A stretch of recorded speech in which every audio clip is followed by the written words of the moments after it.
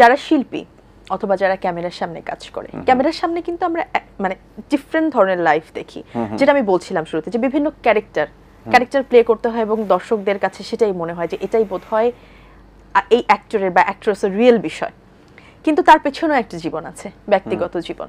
তো ব্যক্তিগত জীবন আসলে আমাদের প্রফেশনাল জীবনকে এনরিচ করবার জন্য অথবা ইন্সপায়ার করবার জন্য অথবা আমাদেরকে ভালো কাজ করবার জন্য কতটুকুন হেল্পফুল? 100% হেল্পফুল। আপনার পার্সোনাল লাইফ যদি হেলদি না হয় তাহলে তো আপনি আপনার প্রফেশনাল লাইফে ভালো করতে পারবেন না। In fact you can pretend. আপনি আবার আপনার যদি পার্সোনাল লাইফে আপনি যদি খুব খারাপ হন, এই খারাপ বিষয়টা কিন্তু আপনার দেখবেন ক্যারেক্টারগুলোতে কোনো না কোনোভাবে উঠে আসবেই। আর আপনি যদি আপনার পার্সোনাল লাইফে ভালো থাকেন তাহলে এটাও আপনার কাজে খুব সুন্দরভাবে রিফ্লেক্ট করবে। So you can hide actually. So আমার মনে হয় যে পার্সোনাল লাইফটা হেলদি থাকাটা খুব জরুরি। ক্যামেরার সামনে বলে কথা না, আপনি যদি ব্যবসায়ী হন বা কর্পোরেট জায়গায় আপনি থাকেন, যে কোনো জায়গায় এটা খুবই জরুরি। আচ্ছা, তো আমরা জানি যে আপনার জীবনে একটা মোটামুটি অ্যাক্সিডেন্ট আছে এবং সেটা আসলে কতখানি আপনার কাজে এফেক্ট ফেলেছিল?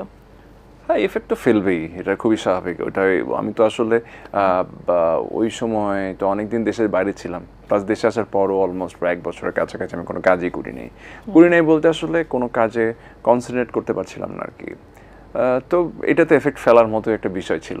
তো সামহাও আলহামদুলিল্লাহ আল্লাহ আমাকে অতটুকু আবার শক্তি ধারণ করার স্ট্রেংথটা দিয়েছেন আমাকে। সো আস্তে আস্তে আস্তে আস্তে আবার কাজ করা। তখন প্রথম এসে বোধহয় আমি ওই আলী সিনেমা করেছিলাম, যেটা রিলিজ হলো গত মাসে।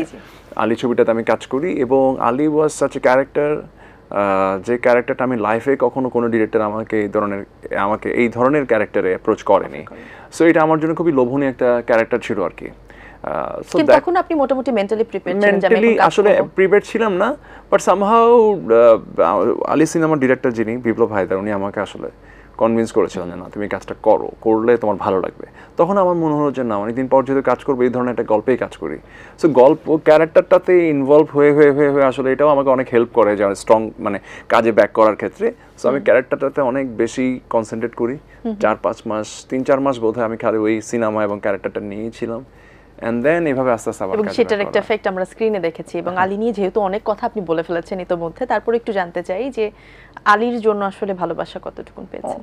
অনেক ভালোবাসা পেয়েছি। ইভেন আমার যারা কলিগস আছেন, আমার ইন্ডাস্ট্রিরই সিনিয়র কলিগসরা বা আমার অডিয়েন্স যারা আমাকে ভালোবাসেন বা আমার কাজ দেখেন, যারা দেখেছেন, যারা দেখেননি, ইনফ্যাক্ট সবাই খুব প্রশংসা করেছেন আলীর।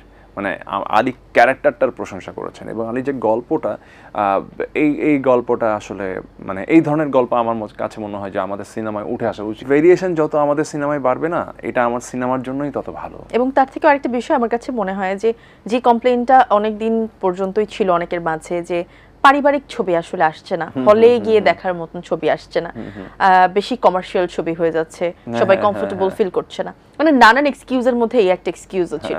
সো আলী ছবিটা অনেকটা তেমনই একটা ছবি, অনেকেই ফ্যামিলি নিয়ে দেখেছে, ফ্যামিলি নিয়ে দেখার মতোই একটা ছবি। এটা খুবই সমসাময়িক মেসেজফুল একটা ছবি।